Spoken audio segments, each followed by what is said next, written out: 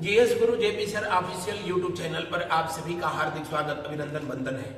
और एक बार पुनः मैं उपस्थित हूं जिसमें हम लोग प्राचीन भारत का इतिहास पढ़ रहे हैं और उसमें कल की क्लास में मैंने आप लोगों को वेदांग के संदर्भ में चर्चा किया था। वेदांत नहीं, वेदांग। आइए देखते हैं क्या है वेदांग। कल के क्लास में मैंने बताया कि वेदों को ठीक ढंग से समझने के लिए वेदांगों की रचना की गई, वेदांग लिखे गए। वेदांग शब्द जो है इससे मिलकर के बने हैं, तो दो शब्द से मिलकर के बने हैं, वेद धन अंग। मतलब क्या? वेदांग। तो वेदांग का मतलब क्या है? वेदांग का मतलब है वेदों के अंग। और इनकी कुल संख्या जो है, अगर पूछा जाए कि वेदांग जो है कुल कितने हैं, तो आप कहेंगे कि इनकी संख्या आधा दर्जन। मतलब कितना? 6। अगर पूछा जाए कि वेदांत क्या है, तो वेदांत का मतलब उपनिषद। उपनिषद यानी जो वेदों के अंत में लिखे गए, दर्शन पर आधारित लिखे गए, इसीलिए उनको वेदांत कहा गया। और कुल इनकी संख्या 108 है, जो कल की क्लास में मैंने विस्तृत उस पर चर्चा किया था। वेदांग अगर पूछा जाए कितने हैं, तो 6 हैं। किस लिए इनकी रचना की गई? तो वेदों को ठीक ढंग से समझने के लिए। क्या? वेदों को ठीक ढंग से समझने के लिए, ठीक ढंग से समझने के लिए किसकी रचना की गई थी? वेदांग की रचना की गई। ये 6 हैं। इनको नाम कैसे याद कर सकते हैं? इस ट्रिक को आप जो है देख सकते हैं। खूब आप शब्द ये सुने होंगे, KBC, KBC and NSG. NSG का मतलब यहां नेशनल सिक्योरिटी गार्ड नहीं है, अभी मैं बता रहा हूं। के का मतलब क्या है? तो के का मतलब है कल। क्या?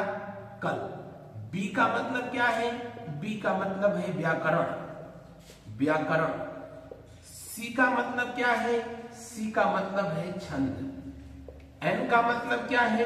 एन का मतलब है निरुत्तर। एन का क्या मतलब है? निरुत्तर। एस का क्या मतलब है? तो यस का मतलब है शिक्षा। क्या? शिक्षा, शिक्षा। और जी का मतलब क्या है? ज्योतिष, ज्योतिष। एन का मतलब निरुत्तर नहीं, निरुक्त शब्द होता है, क्षमा चाहूंगा, निरुक्त शब्द होता है। अब ध्यान रहे, आपसे पूछा जाता है कि वेद रूपी शरीर का नेत्र किसको कहते हैं? तो भाई नेत्र का काम क्या है? देखना, वस्तुओं को देखना। और वस्तुएं हमें दिखाई देती हैं किसके वजह से? रोशनी की वजह से। तो इस तरीके से ज्योति के वजह से दिखाई देती है। ज्योति मतलब रोशनी। और अगर आपसे पूछे कि वेद रूपी शरीर का नेत्र किसको कहते हैं, तो ज्योतिष को कहते हैं। किसको कहते हैं? वेद रूपी शरीर का नेत्र यानी ज्योतिष। वेद रूपी शरीर का अगर पूछा जाए कि नाक किसको कहते हैं, तो जी हाँ, शिक्षा को कहा जाता है। वेद रूपी शरीर का कर्ण, महाभारत वाला कर्ण नहीं, शरीर वाला कर्ण यानी कान, किसको कहते हैं? निरुक्त को कहते हैं। अभी आगे बता रहा हूं कि इनका अलग अलग क्या मतलब है। बहरहाल अभी इतना आप जाने। अगर पूछा जाए कि वेद रूपी शरीर का पैर किसको कहते हैं, तो छंद को कहते हैं। वेद रूपी शरीर का मुख किसको कहा जाता है? व्याकरण को कहा जाता है। वेद रूपी शरीर का कर मतलब हाथ किसको कहते हैं? जी हाँ, कल्प को कहा जाता है। किसको कहा जाता है? कल्प को। इस बात को ध्यान रखेंगे। अब अगर जो है बात किया जाए कि किसी भी साहित्य को ठीक ढंग से जानने के लिए, समझने के लिए किसकी आवश्यकता होती है, तो आप कहेंगे कि व्याकरण की। जैसे हम लोग हिंदी पढ़ते हैं तो हिंदी में सबसे पहले वर्णमाला जो है पढ़ाया जाता है। उसके व्याकरण को जानने के लिए अंग्रेजी पढ़िए तो सबसे पहले अक्षर ज्ञान कराए जाते हैं, फिर जो है शब्द ज्ञान कराए जाते हैं, उनकी उत्पत्ति कैसे हुई उसको बताया जाता है। तो वेदों को भी समझने के लिए सबसे पहले जो है व्याकरण की जो है रचना की गई। किसकी रचना की गई? व्याकरण बोले तो ग्रामर। और व्याकरण नेत्र रूपी शरीर का क्या है? तो जी हाँ, मुख है, मुंह है। और व्याकरण का सबसे प्राचीनतम जो शास्त्र लिखा गया वो पाणिनि के द्वारा लिखा गया। किसके द्वारा जो है लिखा गया? व्याकरण की अगर जो है पूछा जाए आपसे प्रणेता कौन है, रचयिता कौन है, तो जो है ऋषि पाणिनि है। कौन? ऋषि पाणिनि। और ये किसके, मुनि पाणिनि किसके दरबार में रहा करते थे? जी हाँ, ये नंद वंश के शासक थे जिनका नाम था महापद्म नंद। क्या नाम था? महापद्म नंद। महापद्म नंद जो कि मगध पर शासन करने वाले पहले, महापद्म नंद मगध पर शासन करने वाले पहले शूद्र व्यक्ति थे। और उन्हीं के दरबार में रहे थे पाणिनि। और पाणिनि के द्वारा जो है व्याकरण की जो प्रथम पुस्तक लिखी गई, व्याकरण की प्रथम पुस्तक, और सिर्फ जो है संस्कृत भाषा की नहीं, ये दुनिया की किसी भी भाषा की जो है सबसे प्राचीनतम पुस्तक है। किस बात की? व्याकरण की। तो अगर जो है पूछा जाए कि प्रथम व्याकरण की पुस्तक किसने लिखा? पाणिनि ने लिखा। और उस पुस्तक का नाम है क्या? अष्टाध्यायी। क्या नाम है? अष्टाध्यायी नाम है। किसने लिखा था? जी हाँ, पाणिनि के द्वारा लिखा गया। पाणिनि किसके दरबारी थे? महापद्म नंद के दरबारी थे। और बताने की जरूरत नहीं कि ईसा पूर्व तीसरी चौथी शताब्दी में यह वंश भारत पर शासन किया था, मगध पर शासन किया था। हालांकि पाणिनि के द्वारा जो अष्टाध्यायी लिखा गया, इसे बहुत कठिन शब्दों में लिखा गया। इसको आगे चल करके सरल शब्दों में लिखने का काम जो है दो लोगों ने किया था। अष्टाध्यायी को सरल शब्दों में लिखने का काम दो लोगों ने किया। जो सरल शब्द में लिखी गई अष्टाध्यायी, एक महाभाष्य के नाम से, किस नाम से? महाभाष्य के नाम से लिखी गई थी। और महाभाष्य के नाम से जिसने लिखा था उनका नाम था पतंजलि। क्या नाम था? पतंजलि। पतंजलि बाबा रामदेव नहीं, ऋषि पतंजलि, जो कि ये शुंग वंश के शासक के दरबारी थे। शुंग वंश के संस्थापक थे जिनका नाम था पुष्यमित्र शुंग। और पुष्यमित्र शुंग शुंग वंश पे शासन करने वाला, शुंग वंश पे शासन करने वाला पहला ब्राह्मण वंश था। और इन्हीं के दरबार में रहते थे पतंजलि। तो अगर जो है पूछा जाए कि पतंजलि किसके दरबारी थे, तो पुष्यमित्र शुंग के दरबार में रहते थे। पुष्यमित्र शुंग के दरबार में रहते थे पतंजलि, जिन्होंने पाणिनि के द्वारा लिखे गए अष्टाध्यायी को सरल शब्दों में लिखा और उसका नाम दिया था क्या? उसका नाम दिया था महाभाष्य। इसको सरल शब्दों में लिखने का काम एक और ऋषि ने किया, और जिस ऋषि ने किया था उनका नाम था ऋषि कात्यायन। और उन्होंने जो पुस्तक लिखी थी उस पुस्तक का नाम है क्या? उस पुस्तक का नाम है वर्तिका। क्या नाम है? वर्तिका। वर्तिका। अष्टाध्यायी को सरल शब्दों में वर्तिका के नाम से किसने लिखा था? तो ऋषि कात्यायन के द्वारा लिखा गया। कात्यायन कहा जाता है कि माता कात्यायनी, जो कि आप पढ़ते हैं दुर्गा के 9 रूपों में से एक हैं, इन्हीं कात्यायन ऋषि की जो है पुत्री थी। और कात्यायन ऋषि स्वयं जो है याज्ञवल्क्य के जो है पुत्र थे। याज्ञवल्क्य, जो कि मैंने पढ़ाया आपको, वेदों को तो बताया था कि याज्ञवल्क्य और उस समय के विदुषी गार्गी के बीच जो संवाद हुआ राजा जनक के दरबार में, जिसका उल्लेख भी किया गया बृहदारण्यक उपनिषद में, ये उसी याज्ञवल्क्य के जो है पुत्र थे। कौन? कात्यायन। और इन्होंने पुस्तक कौन सी लिखी? वर्तिका जो है लिखा था। ध्यान रखें, इन तीनों को जो है तीनों ऋषियों को ऋषि त्रय के नाम से जाना जाता है। किस नाम से जाना जाता है? ऋषि त्रयी के नाम से जाना जाता है। ऋषि त्रयी में कौन कौन से ऋषि जो है आते हैं, तो आप कहेंगे कि अष्टाध्यायी के लेखक पहले थे कौन, पाणिनि, दूसरे थे कौन, पतंजलि, और तीसरे थे कौन, कात्यायन।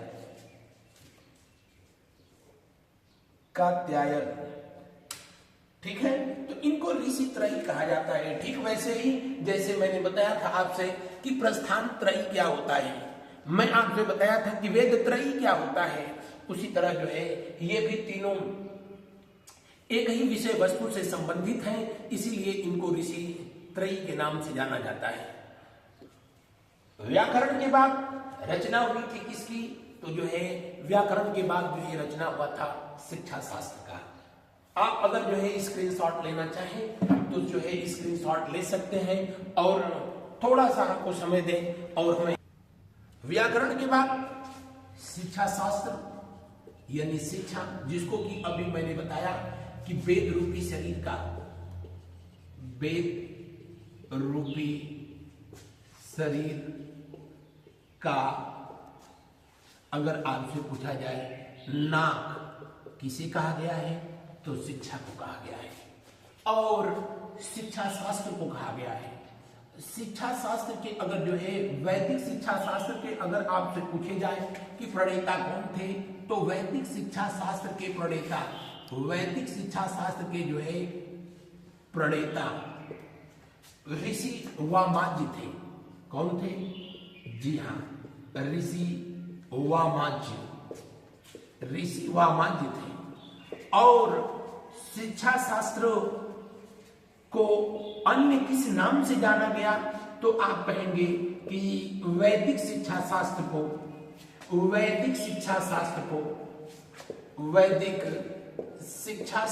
को स्वर्ण विज्ञान के नाम से जाना गया।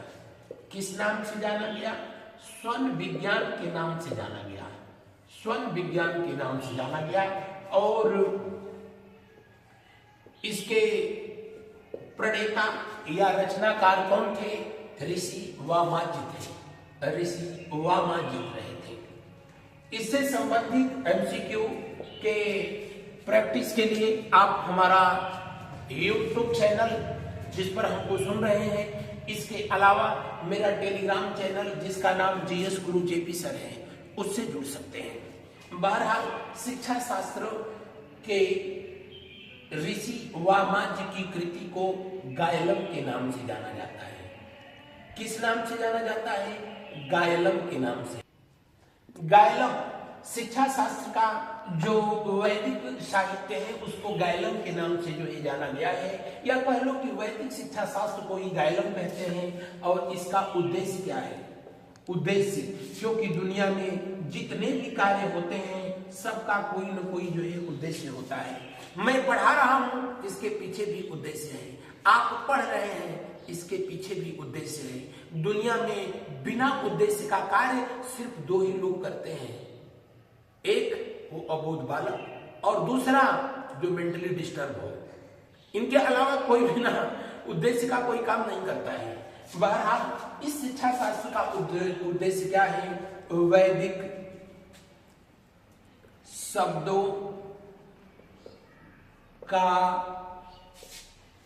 शुद्ध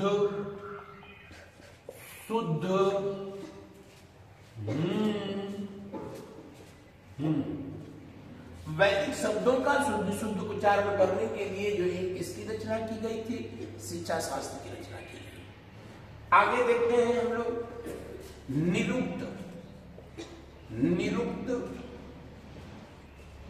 निरुक्त जिसे कि वेद रूपी शरीर का, वेद रूपी शरीर का कर्ण यानी कान कहा गया,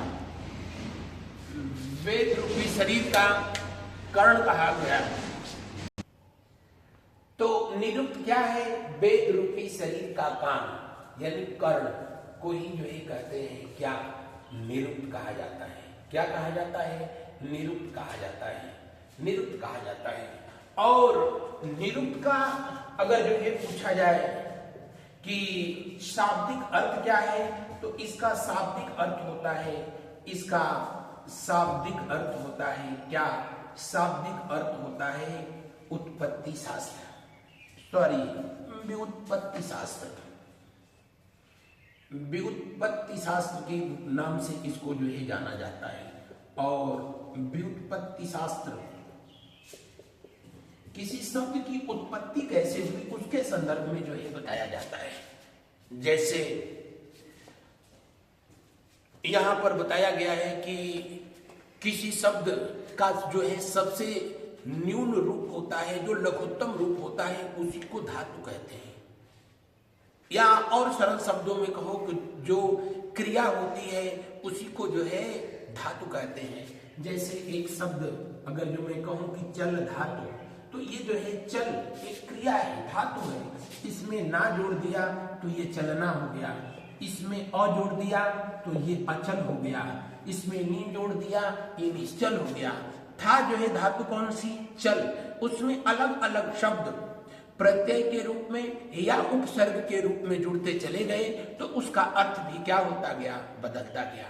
यानी जो व्युत्पत्ति शास्त्र है, निरुक्त है, जिसे वेदों का काम कहा जाता है, उसमें बताया गया कि वैदिक शब्दों की उत्पत्ति कैसे हुई थी और उनका क्या अर्थ होता है। तो उसी बात को मैंने लिखा कि निरुक्त का जो है उद्देश्य जो है सॉरी शाब्दिक अर्थ होता है व्युत्पत्ति शास्त्र, और इसका जो उद्देश्य है, इसका क्या उद्देश्य है, इसका उद्देश्य है जी हाँ वैदिक शब्दों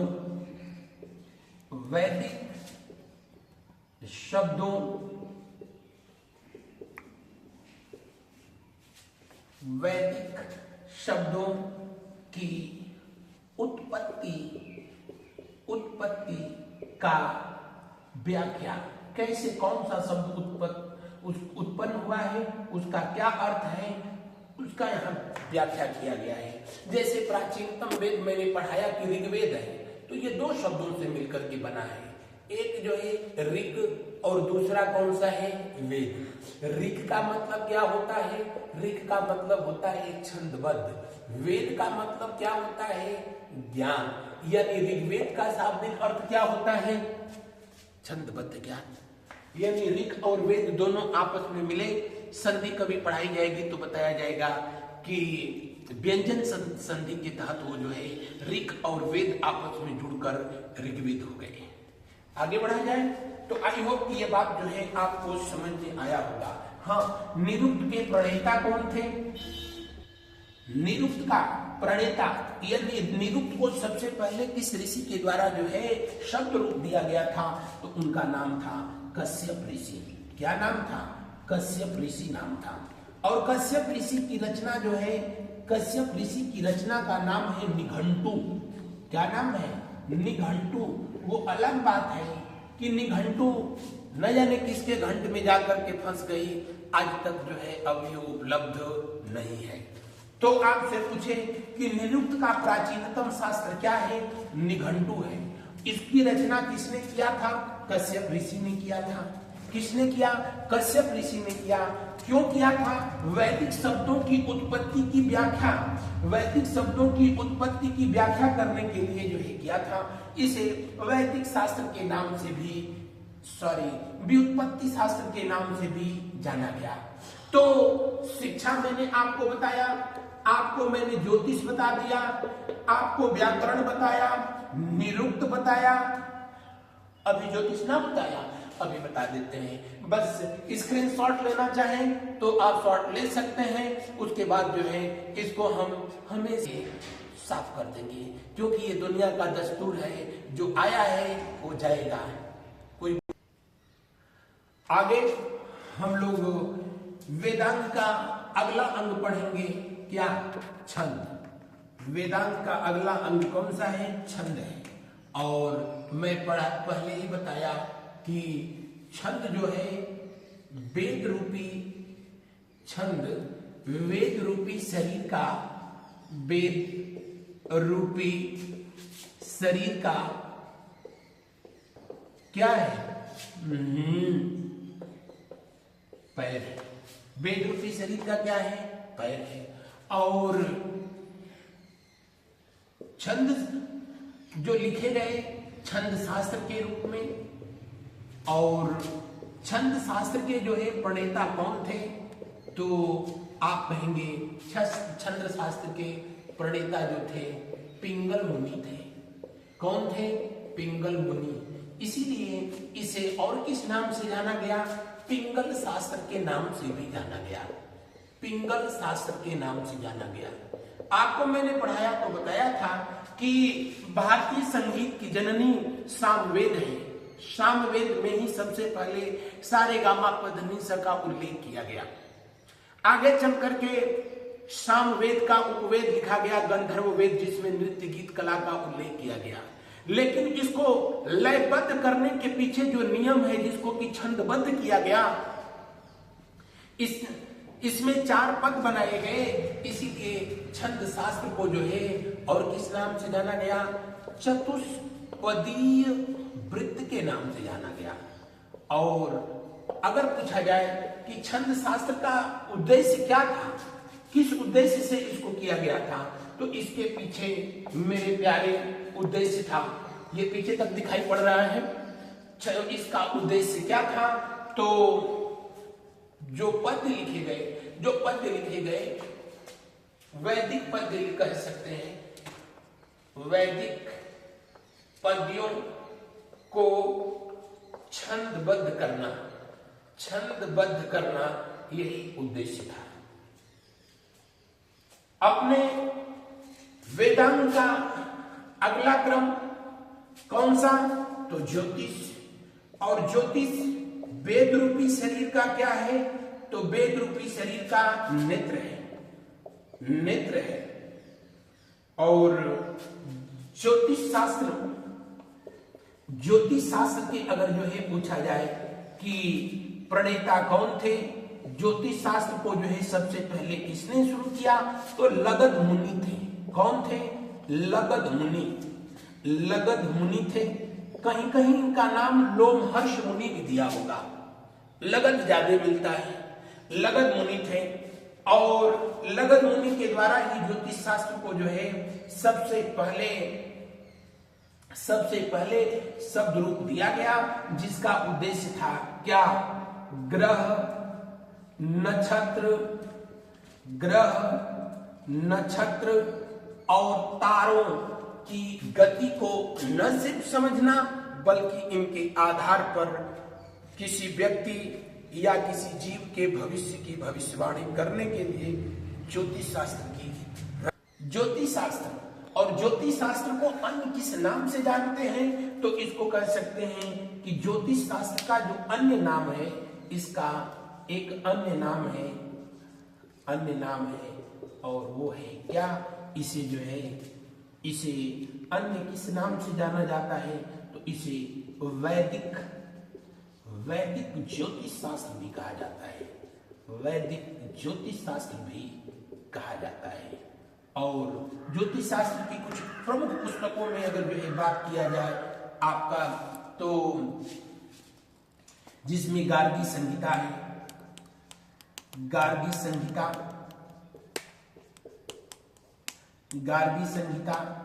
नारद संहिता,